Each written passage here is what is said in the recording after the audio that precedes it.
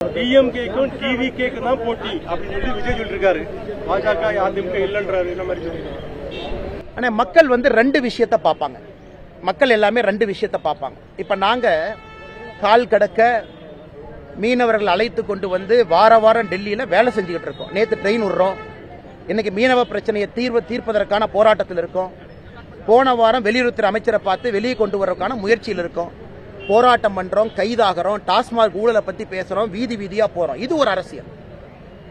கட்சி ஆரம்பித்து 1.5 வருஷத்துல 3 முறை வெளியே வருவது அது ஒரு அரசியல். இந்த அரசியலை மக்கள் பார்ப்பாங்கல்ல. கட்சி ஆரம்பிச்சு எத்தனை முறை வெளியே வந்தீங்க, எத்தனை முறை ஏசி காரை தாண்டி வெளியே வந்தீங்க, எத்தனை முறை மண்டபத்தில் மீட்டிங் போட்டீங்க. அதனால சகோதரர் விஜயாக இருக்கட்டும், யாராக இருந்தாலும் பேசுவதற்கு உரிமை இருக்கு. ஆனா களத்துல மக்கள் யாருக்கு யார் எதிரின்னு ஒரு ஓட்டர் முடிவு பண்றாங்க, ஒரு வாக்காளர் முடிவு பண்றாங்க, ஒரு தமிழ் சொந்தம் முடிவு பண்றாங்க. எப்படி முடிவு பண்றாங்க? உங்களுடைய தொலைக்காட்சியில எல்லா கட்சியும் பாக்குறாங்க. வீரவசனம் மட்டும் பேசுறாங்களா, வாய்ச்சவடால் விடுறாங்களா, சினிமா டயலாக் பேசுறாங்களா, இது ஒரு கட்சி. களத்துல வேலை செய்யறாங்களா, பிரச்சனைக்கு தீர்வு கொடுக்கறாங்களா, மக்களோடு மக்களா நிக்கிறாங்களா, இது ஒரு கட்சி. அதனால யாரையும் இந்த நேரத்தில் நான் குறை சொல்ல, எல்லாரும் அவங்கவுங்க கருத்தை சொல்லட்டும். நான் சொல்வது கம்பாரிசன். இன்னைக்கு பாரதிய ஜனதா கட்சி திராவிட முன்னேற்ற கழகத்துக்கு எதிரியாக நின்று கொண்டிருக்கின்றோம் என்றால் நாங்க எத்தனை பேர் கைதானோம் கணக்கு போட்டு பாருங்க. தமிழக அரசியல் களத்தில் கடந்த 4 ஆண்டுகள்ல அதிகமாக கைது செய்யப்பட்ட தொண்டர்கள் யார்? பாரதிய ஜனதா கட்சி. அதிகமாக முடக்கப்பட்ட கட்சி எது? பாரதிய ஜனதா கட்சி. எத்தனை முறை பாரதிய ஜனதா கட்சி கோர்ட்டுக்கு போய் அனுமதி வாங்கி கூட்டம் நடத்தணும்? பாரதிய ஜனதா கட்சி. பாரதிய ஜனதா கட்சியினுடைய பாரத பிரதமர் நரேந்திர மோடி அவர்கள் வருவதற்கு அனுமதி கொடுக்கல, கோர்ட்டுக்கு போய் அனுமதி வாங்கி கோயம்புத்தூர் கொண்டது. இதெல்லாம் மக்கள் பாக்குறாங்கல்ல.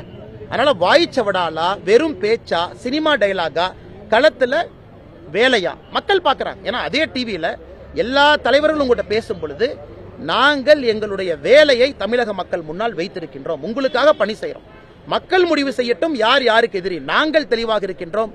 திராவிட முன்னேற்ற கழகத்தினுடைய தப்பை சுட்டிக்காட்டுவதில், திருத்துவதில், மக்கள் மன்றத்தில் எடுத்து சொல்வதில், தீர்வு கொடுவதில், போராடுவதில் பாரதிய ஜனதா கட்சி இன்னைக்கு முதன்மையான கட்சியாக இருக்கு. விஜய் இன்னைக்கு சொல்றாரு, பிரதமர் பத்தி பேசுறாரு, ஒரே நாடு ஒரே தேர்தல் என நீங்க ஸ்டார்ட் செய்யும் போதே புரிஞ்சிடுச்சு பிரதமர் சார், தமிழ்நாட்டை கொஞ்சம் கேர்ஃபுல்லா ஹேண்டில் பண்ணுங்க சார், தமிழ்நாடு நிறைய பேருக்கு தண்ணீர் காட்டி உள்ளது அப்படின்னு பிரதமரை கடுமையாக விமர்சனம் செய்திருக்கிறார் விஜய். இத பத்தி நீங்க என்ன நினைக்கிறீங்க? இன்னைக்கு சகோதரர் விஜய் அவருடைய தமிழக வெற்றி கழகத்தினுடைய பொதுக்குழு கூட்டம் நடக்குது. தமிழகத்தில் நிறைய கேள்விகள் நீங்க கேட்டீங்க, சென்னையில் நடக்குது. இன்னைக்கு சகோதரர் விஜயாக இருக்கட்டும், அவரு கூட மேடையில பேசுறவங்களா இருக்கட்டும், ஒரு விஷயத்தை அவங்க புரிஞ்சுக்கணும். அரசியல் என்பது வெறும் மைக் எடுத்து பேசிவிட்டு கை காட்டிட்டு போறது அரசியல் கிடையாதுங்கண்ணா. களத்துல நின்று வேலை பார்ப்பது அரசியல். நான் சகோதரர் விஜய் அவருக்கு ஒரு சின்ன அரசியல் பாடத்தை எடுக்கிறேன். 1973 கடைசியா டீலிமிட்டேஷன் நடந்த பொழுது, இப்ப நம்ம டீலிமிட்டேஷன் 2026 பேசுறோம். 1973 டீலிமிட்டேஷன் நடந்தபோது சகோதரர் விஜய் நல்லா அவங்க கேட்டுக்கணும் அண்ணன், ஏன்னா சில அரசியல் புரிதல் அவருக்கு இருக்கணும். அன்னைக்கு இந்தியாவுடைய லோக்சபா சீட் 525 545 உயர்த்தப்படுகிறது. 1973 20 சீட் உயர்த்துறாங்க. 20 சீட்ல தமிழ்நாட்டுக்கு எவ்வளவு கிடைச்சது? 0. அப்ப 20 சீட்டு உயர்த்தியும் 1973 தமிழ்நாட்டுக்கு ஒரு சீட்டு கூட 73 கிடைக்கல.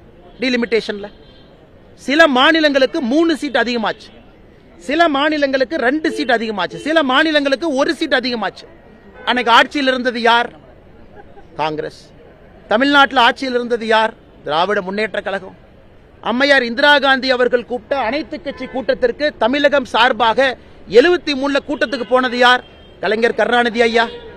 அன்னைக்கு திமுக டீலிமிட்டேஷன் கமிஷன் மீட்டிங் 1973 போய் இந்தியாவினுடைய லோக்சபா சீட்டு 20 உயர்த்தப்பட்ட பொழுது கலைஞர் ஐயா தமிழ்நாட்டுக்கு ஒரு சீட்டு கூட வாங்கி கொடுக்கல. அப்ப நியாயப்படி விஜய் அவர்கள் குற்றச்சாட்டு வைக்கிறார்னா யாரு மேல வைக்கணும்? இதற்கு முன்னாடி டீலிமிட்டேஷன் நடந்த பொழுது ஆட்சியில யார் இருந்தாங்க? அப்ப தண்ணி விஜய் அவர் யாரு காட்டணும்? காங்கிரசுக்கும் திமுகவும் காட்டணும். 2026 நாங்க பண்ற டீலிமிட்டேஷன் ஒருவேளை வரும் பொழுது குறைவா இருந்தா பத்திரிகை நண்பர்கள் சொல்லுங்க, அண்ணா என்ன யூபிக்கு 10 கொடுத்தீங்க, தமிழ்நாட்டுக்கு 2 தான் கொடுத்திருக்கீங்க. நான் ஆதாரத்தின் அடிப்படையில் பேசுறேன். அதனால சகோதரர் விஜய் அவர்கள் பேசும்பொழுது ஒரு அரசியல் புரிதலோடு பேசணும்.